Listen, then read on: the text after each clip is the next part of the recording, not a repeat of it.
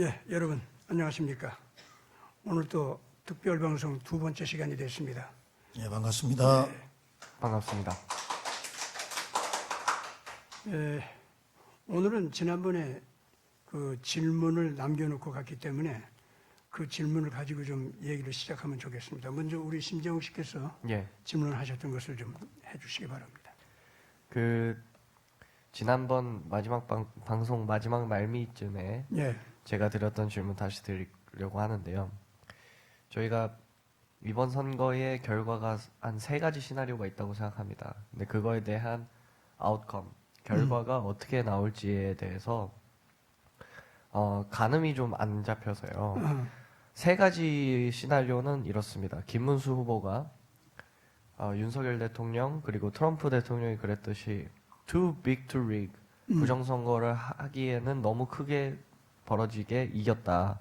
그래서 당선이 되는 경우 김문수 후보가 근소우위로 이겼으나 부정선거로 인해서 패배하는 경우, 그다음에 마지막 시나리오가 부정선거가 필요 없었을 정도로 격차가 크게 지는 경우, 요 세 가지에 대한 그 후속 아웃컴 결과가 다 다를 거라고 생각하는데요.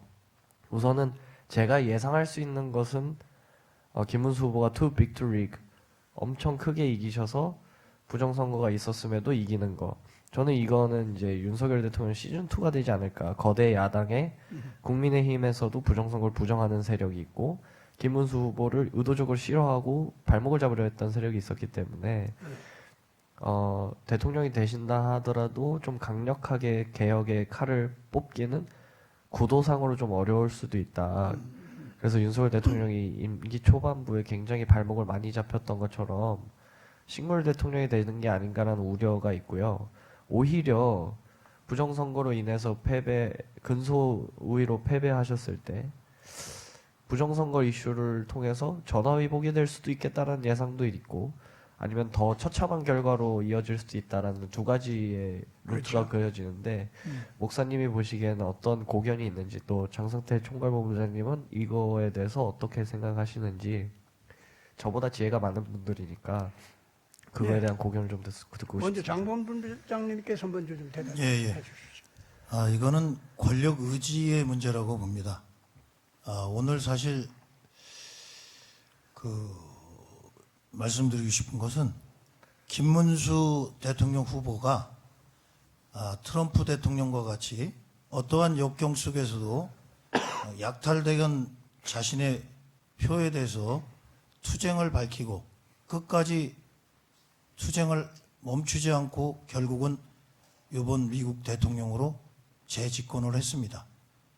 김문수 후보가 그러한 권력 의지를 갖고, 그러한 투쟁 의지를 갖고 임하느냐 안 하느냐에 따라 향후 정국은 많이 다를 거라고 생각합니다. 아울러 그 의지에 따라 우리나라 애국 우익 진영의 판도 또한 바뀔 거라고 봅니다. 사실 더불어민주당에 있는 국회의원들이나 국민의힘 내부에 있는 국회의원들 중에는 내각제 세력이라는 기득권 카르텔로 뭉쳐진 집단이 있습니다. 그들은 비록 여야로 나누어져 있을 뿐이지 실질적으로는 한 몸입니다. 한 몸. 그렇기 때문에 우리가 생각해야 될 것은 김문수 대통령 후보가 어떠한 결과가 나오든 본인이 반드시 집권해낼 것이고, 설령 어떠한 부정한 방법에 의해서 표를 빼앗기고 트럼프와 같은 그런 역경이 왔을 때 나는 반드시 집권하겠다는 의지가 있다면 그때는 판도가 달라질 거라고 봅니다. 그래서 답변이 됐는지 모르지만 저는 그렇습니다. 모든 관건은 현재 대선 전국에 태풍의 눈이라 할 수 있는 김문수 후보의 권력 의지에 있다. 그리고 본인의 각오에 있다. 본인이 올림픽 정신으로 참가하는 데 의의를 뒀다면 저희들의 꿈은 사라지는 겁니다. 개혁이라는 단어 쓸 수도 없습니다. 그러면 페이스메이커, 결국 이재명 집권을 거두는 거수기 역할밖에 할 수가 없다고 봅니다. 그렇다면 김문수 후보는 나올 필요 없는 후보가 나온 거나 진배가 없습니다. 그래서 그러지 않을 거라고 믿습니다. 권력 의지를 갖고 끝까지 항거하고 저항하고 투쟁하고 그러한 모습을 보여주기 바랍니다. 이상입니다. 네. 지금 권력 의지라고 하는 그 용어 이것 때문에 까딱하면 또 그 오해할 사람들이 꽤 많습니다. 니체가 권력 의지라는 말을 썼죠. 또 무신론적 실존주의자 이런 사람들이 권력 의지를 많이 얘기합니다. 또 지금 한국 좌파 신학으로 간 볼트만 신학을 가진 사람들 이런 사람들이 결국 권력 의지에 의지해서 인간 세계에 질서를 준다. 그리고 예수도 그런 식의 역할을 할 수 있도록 우리가 역할을 주면 된다. 이런 식으로 권력 의지라는 말을 사실은 이 좌파 철학에서 많이 사용합니다. 신학 용어 아닙니다. 예, 이건 정치 용어고요. 그렇죠. 저도 압니다. 예, 권력 의지는 없다는 신학적 용어와 예. 제가 말한 권력 의지는 다른 겁니다. 오케이. 예. 그래서 저도 지금 잘 불투만 알고 아닙니다. 예, 예, 잘 예. 알고 있어요. 그래서 그 여러분들이 그 오해하지 않도록 선한 정치를 향한 올바른 정치를 향한 선한 의지를 가지라 이런 뜻 아니겠습니까? 예, 그게 정치적 용어입니다. 예, 그래서 이제 왜냐하면 아까 얘기한 그 정치인들이 예. 집권하고자 하는 의지. 예. 예. 카이로스라고 할 때 하나님의 거룩한 의를 집행하는 의지 거기를 따라서 이 올바른 사람들이 책임감 있게 의를 실천하는 운동을 갖는 한 이건 다 이겨놓은 싸움이다. 이제 이런 말씀이 되겠습니다. 아주 그 훌륭한 중요한 말씀입니다. 저도 그건 하고 싶었던 얘기입니다. 그런데 제가 이제 대답을 할 때 네네. 실제 나는 근거를 가지고 얘기해야 될 것 같아요. 예, 예. 뭐냐면은 이겨놓은 싸움을 우리들은 하고 있다 하는 거 있잖아요. 예. 예, 그거를 한 세 가지 면에서 좀 살펴볼 수가 있습니다. 첫째는 트럼프 자체의 의지가 한국으로 지금 들어온 이유가 있습니다. 한국 없으면은 지금 앞으로 미국이 참 곤란해요. 트럼프가 지금 다 이겨놓은 싸움이라도 딥스테이트를 거의 물리쳤잖아요, 미국에서는. 그런데도 미국을 끌고 가기가 어렵고 동시에 세계를 이끌어가는 데는 정말 어렵습니다. 그래서 한국이 빠지면은 경제 공황이라든가 큰 그 달러 위기라든가 이런 걸 막을 수가 없어요. 솔직한 말이지. 그래서 지금 부지런히 지금 트럼프가 다니면서 우선 중동에 가서 중동의 그 산유국들한테 많은 돈을 끌어모아서 미국이 다시 일어날 수 있는 발판을 만들기 위해서 지금 애쓰고 또 그 성공적으로 했잖아요. 그렇게 했는데도 불구하고 지금 현재 한국이라는 동력이 없으면 안 돼요. 한국이라는 엔진이 없으면 안 돼요, 그게. 왜 그런지 제가 말씀드릴게요. 첫째, 미국의 군사 무기 만들어내는 그 생산 라인이 있잖아요. 이게 지금 거의 다 무너지다시피 되어 있어요. 선박도 이제 1년에 예. 두 뭐 척 비행기도 예. 일반 육군 무기도 탱크도 그러고 선박도 만들어내는 실력이 그 설계하고 뭐 그런 건 있는데 그래서 첨단 과학 무기를 또 새로 개발하고 그런 건 있는데 실질적인 재래전 실천을 하는 데 있어서는 미국 자체의 군대들한테 대주는 것조차도 지금 힘이 들어요. 제조업이 많이 무너졌죠. 예, 전 세계로 이걸 다 보내줘야 되는데 미국 입장에서 그게 안 된단 말이에요. 근데 딱 그거를 미국이 믿으면서 보내줄 수 있는 무기를 생산할 수 있는 생산 라인을 가지고 있고 현재 그렇게 생산하는 실력을 보여주는 나라가 한국이에요, 지금. 한국뿐이 없죠. 예, 한국밖에 없어요. 이게 뭐 온 세계가 알아요, 이걸. 중공도 저희들 자신도 지금 현재 열심히 뭐 만들어낸다 어쩐다 하지만 다 형편없는 거고 벌써 한국 무기하고 벌써 여기저기 전쟁 마당에 일어나고 뭘 저 실험하는 거 이런 데서 다 비교해 보니까 중국 무기는 이거 어디다 내놓을 수도 없어요, 지금 현재. 그런 정도로 됐고 한국 무기의 질이 전 세계 가장 앞서가던 미국의 무기의 질 그만큼 앞서 있다는 거 이것이 이제 인정이 돼서 미국조차도 그저 자존심 문제만 없으면은 그냥 언제든지 이 한국 무기를 갖다가 쓰고 싶을 정도가 됐어요. 그래서 첨언을 하나 해도 되겠습니까, 예, 목사님? 예.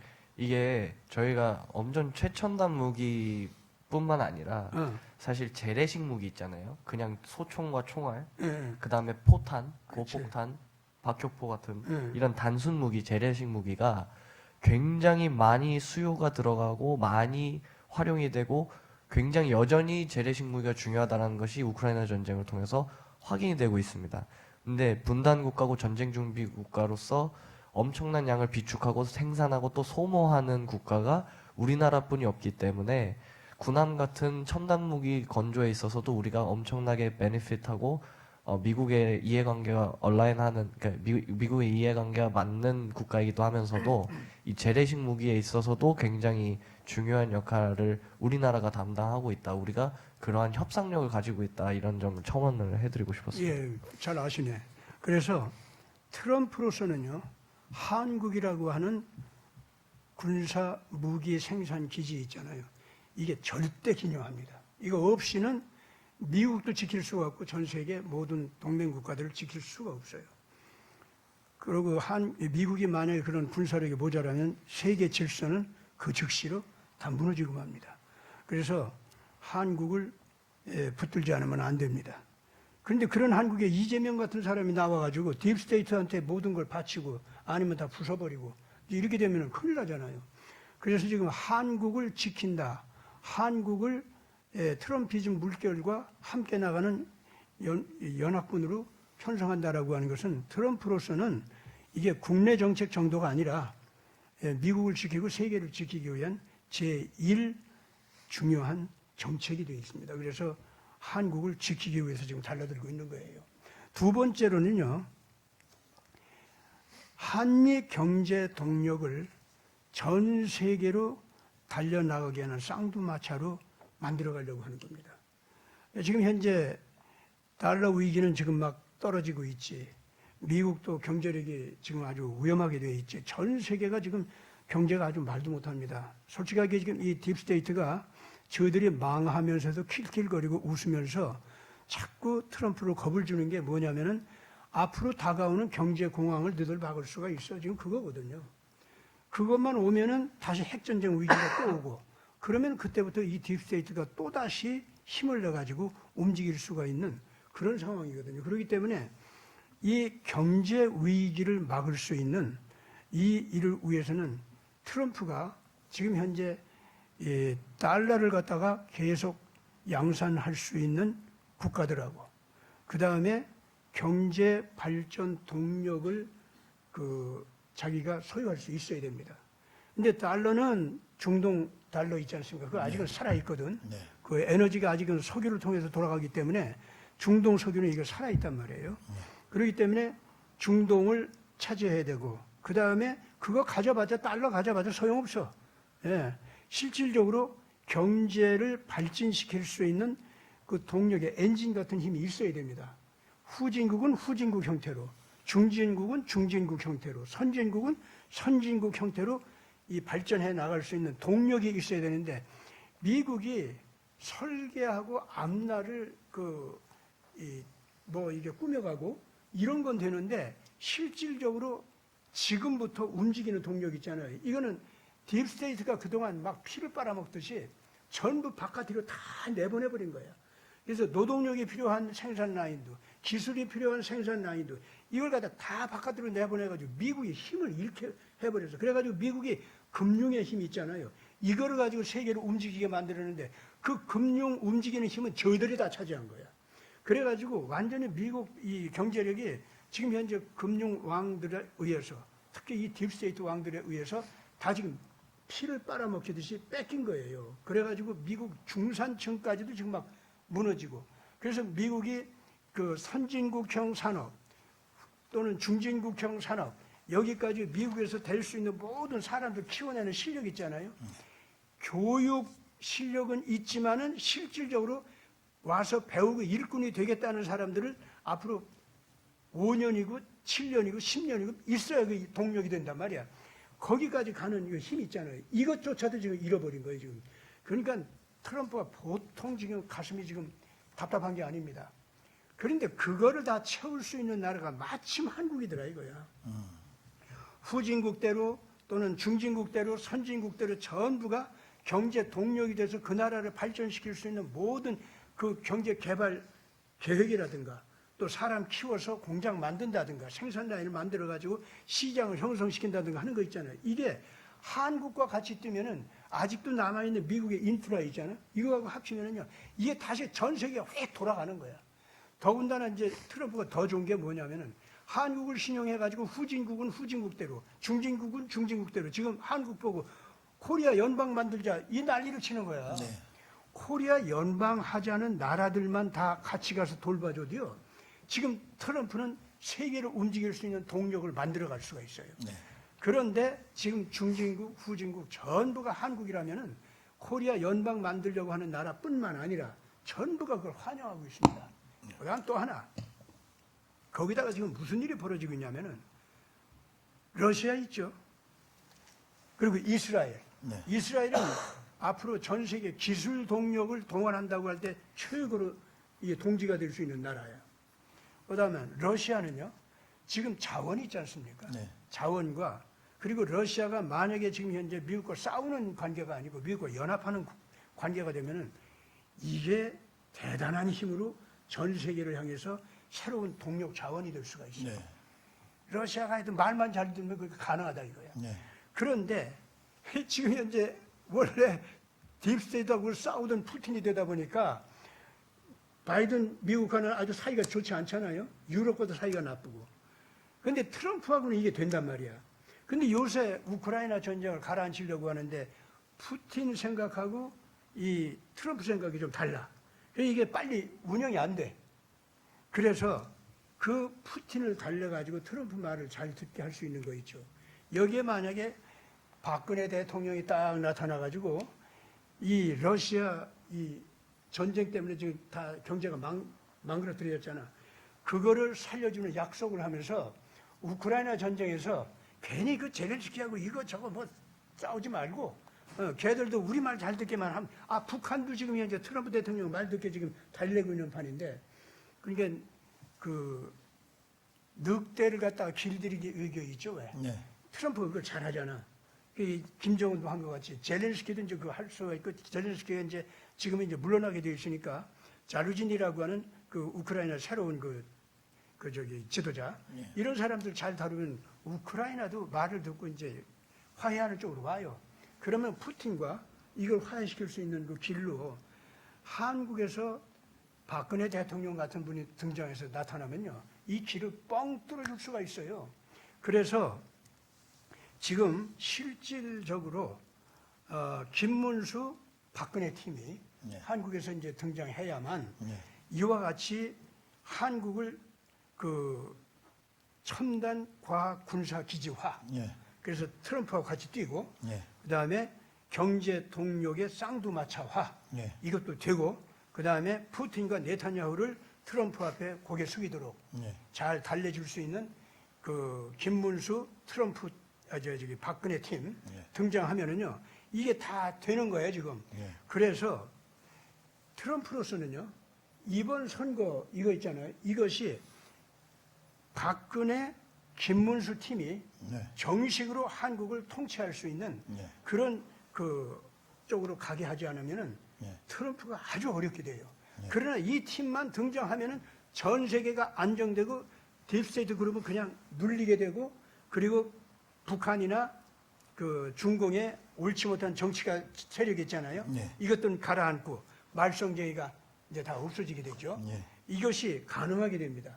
따라서 이런 상황이기 때문에 트럼프 진영은 자기가 살기 위해서 그리고 세계를 안정시키기 위해서 한국에 이 김문수 그 박근혜 팀 이것이 나오기를 바라고 있습니다. 네. 그래서 여기 지금 오기 때문에 이번 6월 3일 선거가 뭐가 어떻게 되든 간에 상관없이 반드시 김문수 박근혜가 권력을 잡는 쪽으로 트럼프는 자기 모든 힘을 기울여서 전 세계 정치력 있잖아요. 다 모아가지고 여기로 달라듭니다.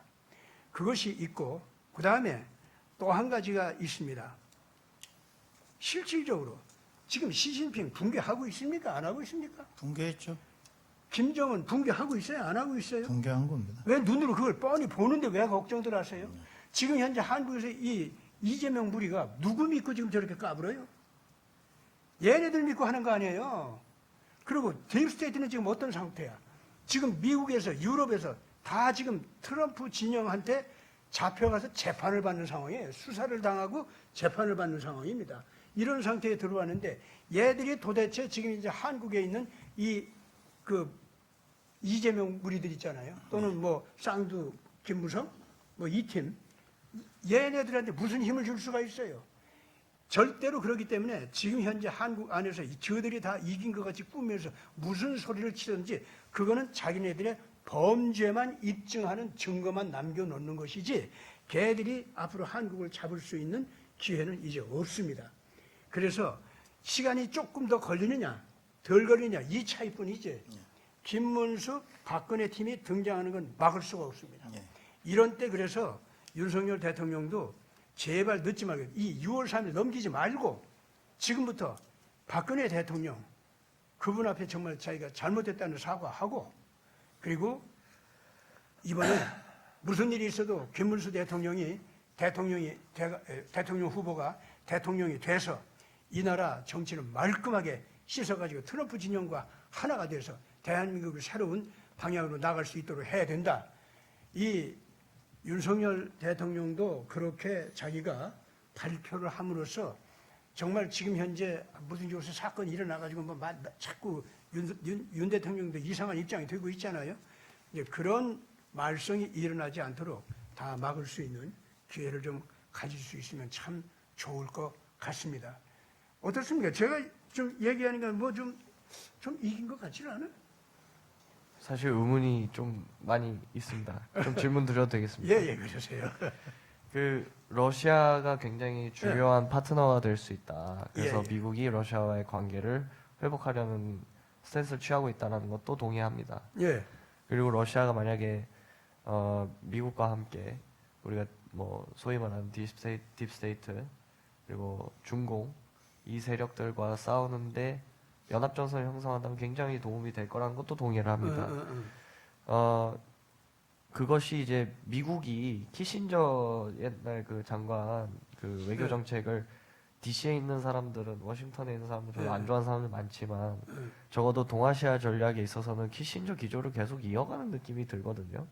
그런 면에서 봤을 때 중국을 견제하기 위해서 러시아를 손을 잡아서 같이 연합전선 구축한다 이런 맥락도 굉장히 이해가 가는 게 맞습니다. 많은 왜 박근혜 대통령이 거기서 중요한 역할을 하실 수 있을 거라 생각하시는지. 왜냐하면은 박근혜 대통령은 정치적 입지가 완전히 무너지는 상황이라고 생각하거든요. 보수 우파 내에서도. 근데 어떻게 그러니까 이렇게 러시아를 그 연합전선에 구축하게 하는데 박근혜 대통령이 유효하게 되게 요긴하게 쓰실 거라고 생각하시는지가 첫 번째 질문이고, 두 번째 질문은 북한하고 중국하고 지금 흔들리고 무너지고 안에서부터 흔들리는 게 사실입니다만은 그래서 더 다급하고 그래서 더 절박하게 한국에 개입을 하고 한국을 먹어서 그들의 도피처로 삶으려고 하는 게 아닌가. 왜냐하면 옛날에 나치가 패망했을 때 다들 그렇지. 아르헨티나로 넘어갔던 것처럼 그런 도피처로 우리 대한민국을 생각하고 부정선거에 지금 사활을 걸고 있는 게 아닌가. 저는 그렇게 보거든요. 날카롭게 잘 보셨네. 이 두 가지 질문이 그거 좀 있죠. 생겼습니다. 야, 여기에 대해서 좀 뭐 하실 말씀 있으면 저는 좀 해주시면. 아까 예. 우리 목사님께서 말씀한 거 보니까 한국이 이거 비유가 적절치 않지만 한국이 약방의 감초같이 이 감초가 어떤 건지를 제가 지금 검색을 해봤어요. 모든 약물과 배합이 잘 되어 중화작용을 함으로써 이게 그야말로 탕약이 되게끔 만드는 결정적인 역할을 하는, 이 감초가 안 들어가면 탕약이 안 되는 겁니다. 한국이 이 세계 정서에 반드시 들어가야 될 세계의 평화와 그 세계의 어떤 질서에 바로 감초 같은 존재구나 하는 생각을 하게 됐습니다. 목사님 덕분에 제가 그걸 깊이 생각을 해봤습니다. 여러분, 우리 한약을 먹게 되면 한약의 완성을 시키는 것은 결국 감초가 이 모든 약물들이 배합이 잘 돼서 탕약이 되게끔 하는 그 마지막 활용 정정인 겁니다. 그래서 그래서 감초 얘기를 세계적인 학자들도 얘기해요. 예, 그래서 저는 우리가 한국이 바로 세계 질서의 감초구나. 그리고 트럼프가 이루어갈 바로 트럼피즘을 이루어가는 데 있어서 바로 감초가 되는 역할을 하는구나. 그런 안에서는 저는 사실 걱정했던 게 그 하노이라든지 거기서 김정은 만났을 때 제가 선교를 많이 하던 사람이기 때문에 북한 접경 지역을 늘 5년 동안 제가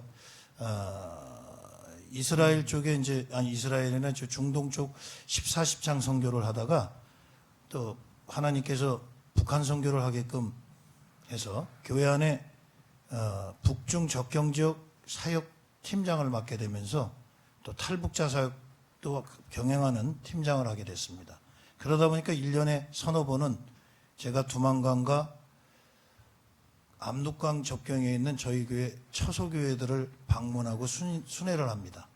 그리고 또 교회에 있는 장로님들이나 권사님들 또 외부에 있는 선교사님들을 모시고 비전 트립을 합니다. 그러다 보면 거기를 다 돌게 됩니다. 그곳을. 근데 너무나 못 살고 있어요. 50년대, 60년대 모습이에요. 근데 이 나라가 하노이 회담 때 트럼프가 그 말을 했거든요. 너희를 남한같이 잘 살게 해준다. 그럴 때 저는 북한의 깜깜했던 그 밤의 모습이 대한민국의 깜깜한 섬이 되고 북한이 환해지는 그런 상상을 했었습니다. 이 나라가 정신을 못 차려가지고 우리가 섬이 되고 우리가 고립이 되고 깜깜한 어둠이 되고 저쪽이 환해진다면 개혁 개방이 된다면 이놈들 잘 살게 해줬더니만 은혜를 배은망덕한 백성이 돼가지고 미국에서 2년 동안 예산을 원조하느라고 국가 예산을 갖다 증액했거든요. 이 나라 그때 당시 분유 먹었던 거 다 미국에서 온 겁니다. 근데 이 나라 백성이 배은망덕했어요. 전 세계에서 우리나라한테 제일 잘해준 나라는 미국입니다. 어느 나라가 다른 나라 돕겠다고 예산을 올리냐고요. 2년 동안. 근데 이 나라가 지금은 뭐예요? 양키 고음하고 별 희한야릇한 짓을 다 합니다. 제가 봐도 입장 바꿔놓고 생각해도 미국 입장에서는 괘씸할 수밖에 없어요. 그래서 전 생각한 게 드디어 트럼프가 이 나라를 버렸구나. 우리가 섬이 되고 여기 섬이 되는 거죠. 왜? 위는 막혔고 아래는 바다고 삼면이 바다인데 위가 막히고 여기는 휘황찬란해지고 여기는 깜깜해지는 거 끔찍하더라고요. 그런데 목사님 말씀대로 지금 희망이 생겼어요. 우리는 약방의 감초구나. 버리지 않겠구나. 아직은 우리가 용도가 있구나. 이제 우리 김문수 대통령 후보가 정신 바짝 차리고 우리가 무엇 해야 되는지 바로 이거 하면 되는 거 아닙니까? 약방의 감초. 약방의 감초하면 되는 거 아닙니까? 맞습니다. 세계 전체를 놓고 약방의 감초가 되면 되는 겁니다. 대한민국. 어떤 정신 나간 사람은 G2 국가 그런 단어 없잖아요, 사실. G2 국가라는 거 없거든요. G3 이런 거 없거든요. 근데 G2 국가 얘기한다고 그런 얘기할 거 없이 저는 그래요. 강소국이 되려면 저는 감초 괜찮습니다. 대한민국은 감초 국가가 되는 겁니다. 빠져서는 안 되는. 그렇잖아요? 그게 어때서요? 힘자랑할 일이 있습니까? 그렇잖아요. 이 사람은 어디 가도 환영되는 겁니다. 탕약을 만들어야겠는데, 세계 질서를 만들어야겠는데, 한국이 없으면 안 되는 거 아닙니까? 얘는 꼭 써야 돼. 그렇지 않습니까? 그래서 저는 목사님 말씀에 큰 위로와 지금 희망을 받습니다. 예. 이제 제가 대답하는 거 듣고 또 큰 위로와 힘을 갖기 바랍니다. 왜 박근혜인가? 청년들의 이 질문, 이거는 박근혜 대통령 자신께서도 심각하게 받아들이고 스스로 또 대답을 하실 준비를 해야 됩니다. 제가 박근혜 대통령이 대답이 된다라고 하는 말을 할 때 박 대통령께서 그런 의지가 없으면은 아무 소용이 없을 것 같아도 사실은요, 박근혜 대통령 존재 자체가 그분 자신이 제가 지금 얘기하는 대로 어떤 의지가 없어도 그분 존재 자체가 이미 대답이 되어 있습니다. 그런 놀라운 입장에 있습니다. 그거를 오늘 제가 지금 말씀드리니까 동시에 이 방송을 지금 현재 우리 트럼프 대통령 진영에서도 듣고 있고 뭐 국힘당에서도 듣게 될 거고 이재명도 안 들을 수가 없을 거고 그럴 텐데 특히 박근혜 대통령께서 들어주시고 이거를 중요한 그 제언이라 이렇게 생각하시고 들어주시기 바랍니다. 박 대통령 자신은 잘 아십니다. 벌써 푸틴을 여러 번 만났으니까 만나고 친한 관계도 돼 있습니다. 그 가족들 간에 서로들 그 연락도 하고 뭐 선물도 주고받고 하는 사이고 또 푸틴 대통령이 개인적으로 자기 러시아를 발전시키기 위해서 박정희 대통령을 개인적으로 굉장히 존경하면서 배우는 그래서 오죽하면은 이 박정희 도서실 있잖아요. 라든가 아니면 새마을 운동 그리고 경제개발 운동 한국 그거에 대한 이 자료들을 적극적으로 잘 모아놓고 공부를 할 정도로 그렇게 한국에 대해서는 애정을 가지고 있는 사람이 바로 푸틴 대통령입니다. 따라서 그분은 이 박근혜 대통령이 이번에 이런 엄청난 일을 당해서 탄핵을 당한 거에 대해서 분하게 여기고 있고 자기가 거기에 대해서 뭐 도움이 될 것이 없을까 그렇게 생각하는 분이에요. 따라서 박근혜 대통령이 이것저것 없이 그냥 나서는 것만으로도 푸틴 대통령은 무조건 반가이 맞이하고 그 환영할 것입니다. 제가 개인적으로 저한테 들어온 정보에 의하면은 실제로 그러고 있대요. 박근혜 대통령이 좀 일어나서 자기도 좀 찾아주고 자기가 좀 어려운 처지에 있는데 뭐 좀 안내 좀 해줬으면은 뭐 이런 심정이래요. 그분들끼리는 그렇게 서로들 아는 사이이기 때문에 박근혜 대통령님 굉장히 깊이 있게 이거 좀 그 유념해 두시기 바랍니다. 그다음에 이제 두 번째로는 박근혜 대통령 자신이 당한 탄핵이 있잖아요. 이것이 지금 제대로 모르는 건 한국 국민들이지 전 세계 정치가에 있고 특히 지배력을 행사하고 있는 웬만한 사람들은 그 내막을 잘 알아요. 박근혜 대통령이 당한 거는요, 한국 내부에서 촛불부대한테 당한 건 줄 압니까? 그 촛불부대가 뭔데 그거한테 당해요? 그때 당시에 촛불부대 들어온 게 다 누구였어요? 거의 다 그 시진핑이 보낸 부대였어요. 실질적으로 한국 내부에서 촛불 들고 나간 사람들 숫자, 그거 다 밤에 나왔죠? 밤에 나오고, 그 몇천 개만 된다 하더라도 몇만 개를 그 늘려서 그 보이게 할 수가 있어요, 그거. 예? 그런 식의 것이었습니다. 그때 당시에 이 시진핑이 동원해 준 것이 거의 6만 명이라고 합니다. 그러니까 시진핑 부대도 있었고, 또 이제 국제적인 커민텔은 이쪽에서 온 그 일본으로 통해서 들어온 애들이죠. 걔들 숫자도 한 2만 명이 된다고 그래요. 걔들만 이 저 밤중에 나와도요, 대단한 숫자로 보이게 돼 있어요. 그때 당시 한국 사람들 진짜 몇 명이나 그 촛불부대에 참여하는지 알 수가 없습니다. 그것들 왜 밤에 나와요, 밤에? 나가서 하는 건 뭐예요?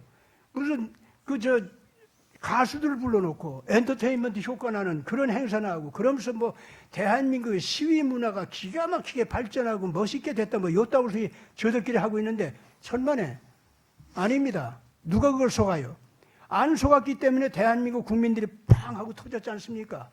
박근혜 대통령이 우리가 택하는 대통령이고 이분을 탄핵시키는 건 안 된다. 그래가지고 온 한국이 그때 대한민국 대한민국 국민들이 태극기 애국 국민들이 터져 나왔잖아요. 저도 그 상황 때문에 너무 염려가 됐기 때문에 그때부터 지금 현재 한국에 나와서 이 방송을 하고 있는데 그때 이렇게 생각하면은 3.1 운동이 다시 생각날 수밖에 없어요. 누가 하자고 해서 게 아니라 모든 백성들은 태극기 들고 나올 때 울면서 땅을 치면서 가슴을 치면서 알아 누우면서 더위 속에 추위 속에 나왔던 분들이에요. 그분들 다. 지금 현재 한국의 이 자유민주주의 운동은요, 그때 터져나온 그 사람들의 물결이 그대로 이어져 온 겁니다. 이게 지금 현재. 그걸 우리가 분명히 알아야 됩니다. 그래서 대한민국에는 박근혜 대통령의 억울한 고통, 이걸 인해서 정말로 첫째는 의분 때문에, 그 다음에 이 나라가 이런 올바른 지도력을 상실하면은 그리고 이 악하게 등장하는 이 좌파, 얘네들한테 나라를 넘겨주면은 우리나라가 큰일 난다. 이런 의식을 가진 국민들의 대의, 그 집단 의식 있지 않습니까? 대의의 집단 의식. 이것이 오늘날까지 오는 겁니다. 지금 그러니까 뭐 전광훈 씨라든가 이런 사람들 착각하지 말아야 됩니다. 대한민국에서 지금 태극기 애국 국민들은요, 자기들이 데리고 있는 그 눈에 보이게 나타나는 그 사람들 숫자만이 아니에요, 지금 현재.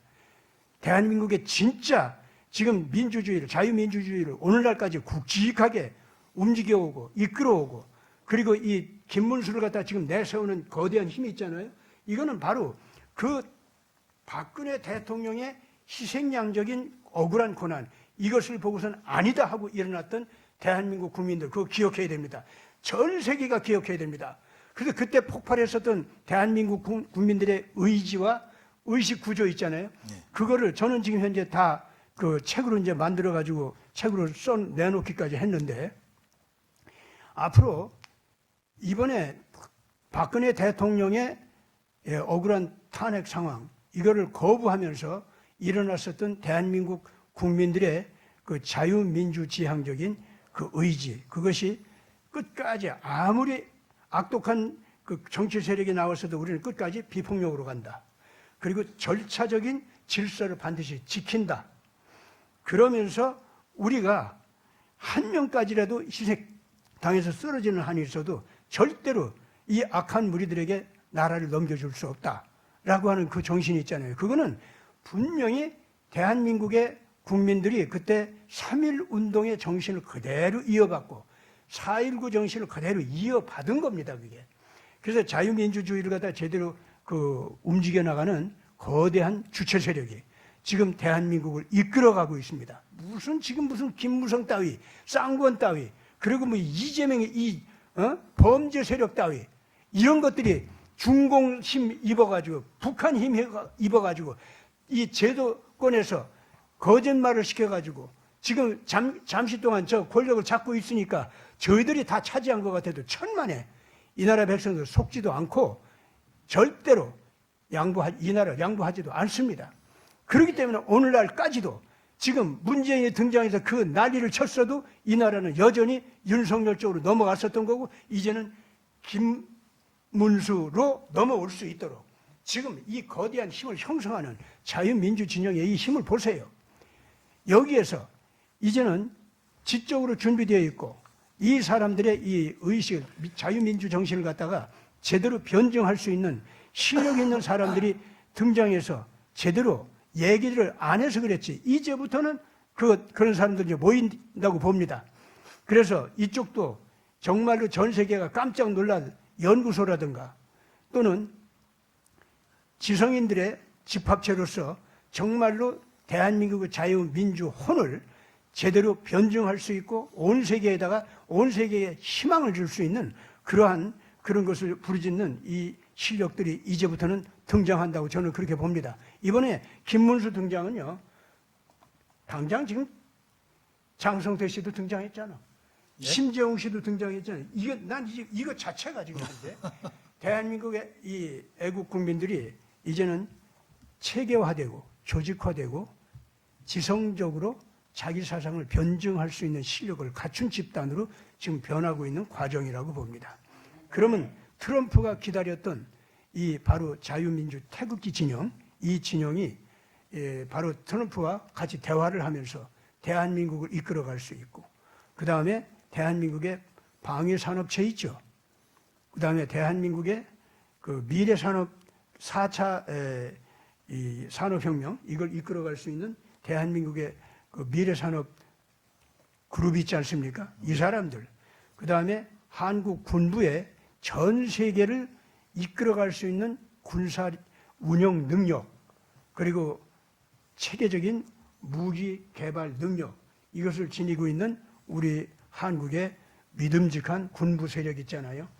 이 세 군데 세력이 이 태극기 애국 민주 세력과 연합을 해서 한국을 전 세계에 이끌어낼 수 있는 강력한 그 그룹으로다가 자유민주 세력으로다가 이제는 등장해서 트럼프 진영과 함께 전 세계를 이끌어갈 수 있는 그룹이 탄생하고 있는 과정이라고 봅니다.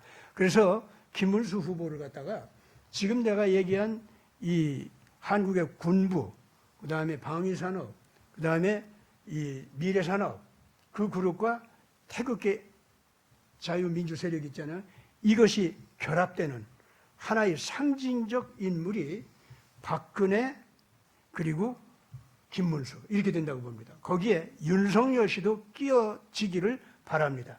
끼어질지 안 끼어질지 지금부터 윤석열 씨가 잘해야 돼요. 그래서 아까 얘기한 그 자기 자신의 정치적 입지를 바르게 잘 해 나가면은, 그래서 태극기 애국국민과 정말 신뢰 있는 관계가 다시 형성되면은 이제 거기까지도 결합이 된다고 봅니다. 그러고 그 다음에 또 한 가지 있습니다. 지금 현재 이러한 대한민국 내부에서 자유민주 세력이 등장하고 트럼프가 결합하는 거 있잖아요. 이거를 보면서 지금 딥스테이트를 위해서 일했던 세계적인 그 정치학자들, 역사학자들, 그리고 미래산업기술학자들 있죠. 이 사람들이 한국을 끌어올리기 위해서 난립니다. 근데 그들이 한국을 칭찬하고 끌어올리는 거 있잖아요. 이것이 이제 한국이 전 세계를, 미래를 갖다가 감당하는 국가로서 지금 일어나지 않으면 세계에 위기가 온다. 이 얘기까지 하고 있어요. 이 사람들이. 이 얘기를 하면서 더군다나 일본과 중국이 한국 고조선사를 파괴하고 그걸 갖다 왜곡시키고 그 신하로다가 만들어버리게 했던 그 역사 범죄 있잖아요. 그거를 갖다가 지금 현재 강력하게 도전하면서 그건 중국과 일본의 범죄였다. 그리고 미국까지도 세계로 끌어가기 위해서 한국을 그렇게 도와주면서도 한국 지나간 역사에 대해서 왜곡된 잘못을 같이 저질렀다. 미국 그거 사과해야 된다. 이렇게까지 나와요. 그게 가만히 보니까요. 아니 지금 현재 이 진정한 자유민주 진영에 속했던 학자들은 얘기할 것도 없지만 딥스테이트에 속했던 학자들 있잖아요. 이 사람들이 지금 한국을 그렇게 칭찬하면서 한국 없이는 우리가 미래가 없다. 이걸 자기들이 발표를 해요.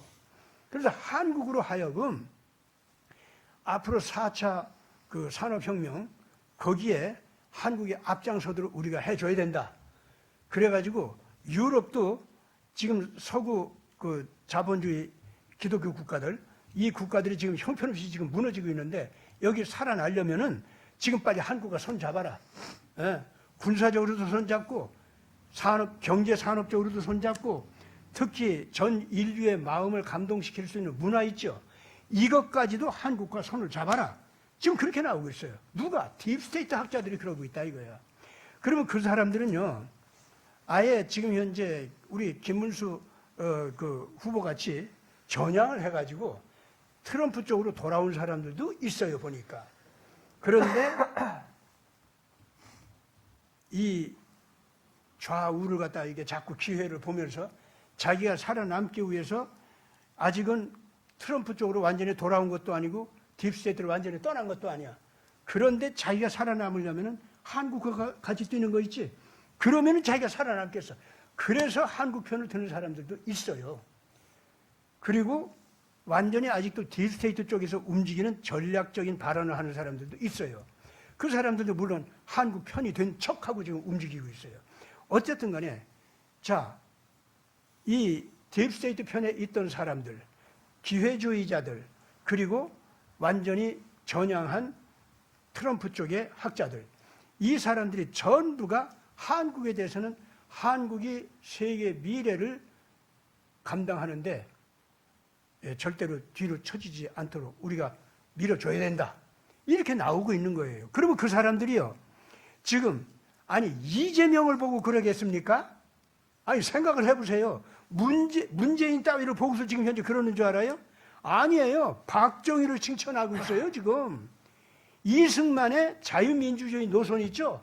한국을 건국한 거, 그거를 그렇게 고마워하고 있고, 박정희의 이 한국 경제 개발을 한 것을 칭찬하고 있는 거고, 오늘날 와서 지금 문재인 따위나 이재명 따위를 보고서 지금 하는 게 아니라 자유민주주의 세력이 있지 않습니까? 이쪽이 한국의 미래를 감당할 세력이다 이거야. 그러고 한국의 방위산업, 한국의 경제 미래 개발 세력, 그리고 군부, 이들이 지금 현재 전 세계를 이끌어갈 수 있는 지도력을 이미 가지고 있다. 네. 그렇기 때문에 한국의 자유민주주의 세력 쪽에서, 이게 태극기 쪽에서 세계를 이끌어갈 수 있는 이런 사상적 가치관, 이런 것들을 제대로 내놓고 우리를 참 감동을 시켜주면은 너무나도 좋겠다. 그러면은 우리가 거침없이 딥스테이트 버리고 당신들과 따르겠다. 지금 현재 중간에서 왔다 갔다 하는 기회주의자들도 다 그렇게 나오고 있어요. 그래서 이 정도라고 하면은 이제 절대로 이번 선거 있지 않습니까? 한국? 이번 선거요.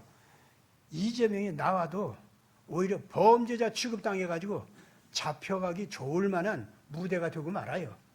왜냐하면 그 작자가 나온다는 것 자체가 범죄 선거를 통해서 나오는 거니까. 그렇잖아요. 그러면 그걸 지금 다 보고 있는데 그냥 둘 것 같아요, 그거? 천만의 어림도 없어요.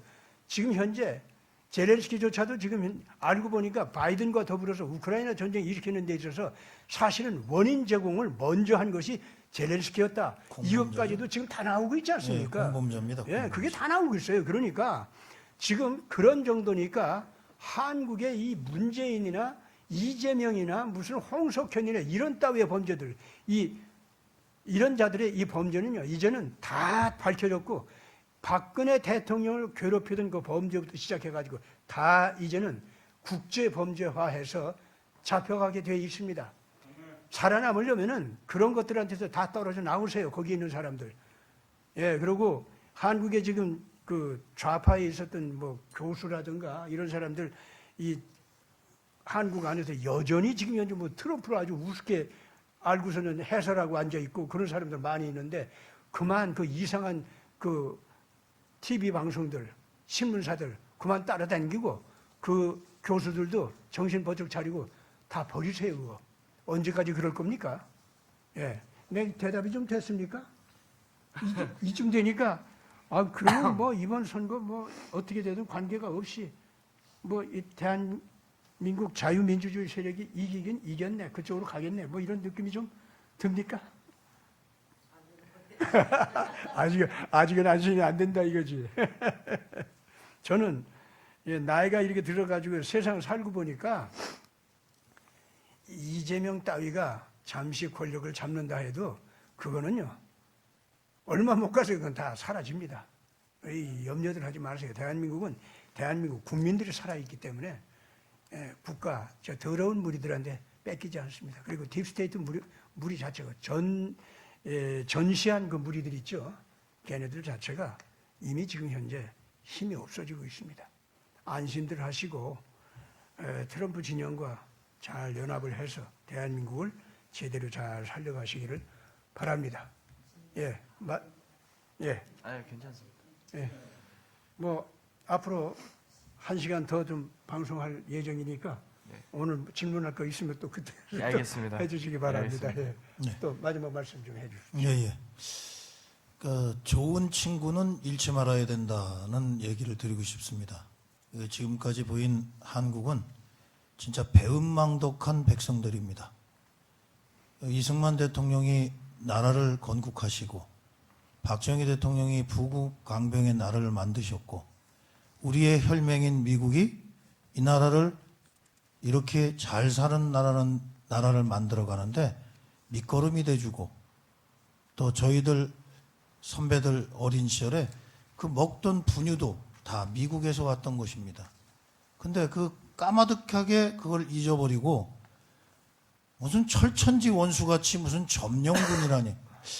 그 정신구조를 참 이게 정신분석학적으로 연구해보고 싶어요. 어떻게 해야지 저런 단어가 나올 수 있을까? 그건 말이 안 되는 거거든요. 은혜를 저버리면 안 되잖아요. 우리가 옛날 속담에 보면 까치도 은혜를 입어가지고 은혜를 갚는데, 하물며 하나님께서 보기에 심히 좋았다라 하는 우리 인간이 그러면 안 되잖아요. 우리의 진정한 친구가 누군지, 그 친구를 갖다 잃어버리는 우를 범하지 않고 그 친구를 손을 꽉 잡고, 그 친구는 늘 우리를 함께 하기를 원하는데 그 손 놓지 않고 꼭 이인삼각해서 세계 질서의 약방의 감초같이 한국이 쓰임받기를 원합니다. 감사합니다. 또 마지막으로. 은혜 입은 백성인데 배은망덕한 백성이라 이런 말씀하셨는데 사실 우리 젊은 청년 세대는 미국의 은혜를 직접적으로 경험한 적이 없습니다. 그래서 좀 더 아이러니합니다. 미국의 은혜를 직접적으로 경험해 보지 않은 세대가 더 친미이고 더 미국의 편에서 싸우고 있습니다. 이게 같은 적을 두고 있고 같은 목적을 두고 있고 이해관계가 맞아 떨어지기 때문이라고 생각합니다. 저희 세대는 선배 세대들이 경험했던 그 미국의 은혜를 다시 한번 경험해보고 싶은 마음이 있습니다. 예. 그래서 미국이 이해관계가 저희와 뗄래야 뗄 수 없는 혈맹이 있는 상황으로 다시 흘러가고 있거든요. 국제사회 정세가. 미국 트럼프 행정부도 분명히 이거에 대해서 인지할 거라고 생각합니다. DC에 있는 정치인들은 한국의 상황에 대해서 잘 이해를 못한다 그러더라고요. 그러나 트럼프 대통령은 똑똑한 양반이기 때문에 이거에 대해서 이해를 하고 있을 거라고 생각을 하고 저희 청년 세대는 미국이 싸울 준비가 되었을 때 가장 먼저 앞장서서 같이 깃발 들고 싸울 준비가 되겠다는 말씀을 혹시라도 미국 관계자분들이 보시게 된다면 트럼프 대통령에게 전달해 주셨으면 좋겠습니다. 예, 감사합니다. 감사합니다. 앞으로 이 두 분 모시고 한 번 더 선거 전에 특별 대담 시간을 가지려고 합니다. 오늘 지금 하시는 말씀들을 보니까 드디어 이 자유대한 태극기 애국 국민들이 3.1 운동을 그 대를 이어서 새로 살리면서 그 정신을 살리면서 전 세계에 어떤 희망을 줄 수 있는가? 특히 이제 우리 북한에 있는 우리 동포들한테 어떤 희망을 주고 뭐 우리나라가 뭐 살아나는 건 얘기할 것도 없고 그건 당연히 살아납니다. 근데 우리 북한 동포들한테 어떤 희망을 주고 평화 통일을 할 수 있느냐?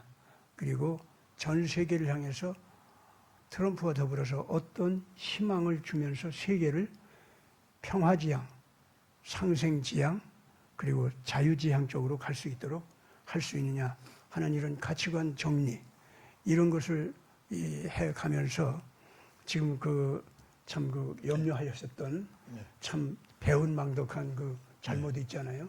우리 국민 일부분이 그런 잘못들을 저지르고 있는데 우리가 그런 거에서 완전히 벗어나가지고 정말 세계에 기여할 수 있는 태극기 애국 국민들이 되려고 하면 어떻게 해야 되는가, 이런 거에 대해서 같이 또 한 번 더 대화하겠습니다. 네, 그러겠습니다. 오늘 여기서 끝마치겠습니다. 감사합니다. 감사합니다.